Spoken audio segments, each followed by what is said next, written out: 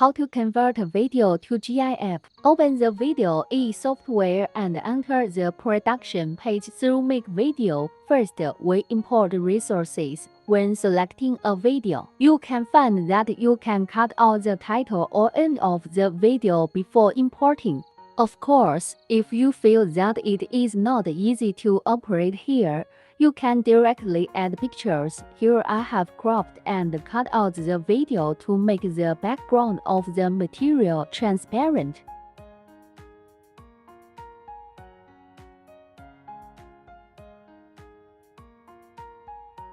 If you don't know how to cut or cut out the picture, you can watch the video I released last issue, Editing 7 Functions, because I want to make an emoji. I accelerated the speed of the video, and finally just click Generate in the upper right corner and select GIF format, completely free without watermark.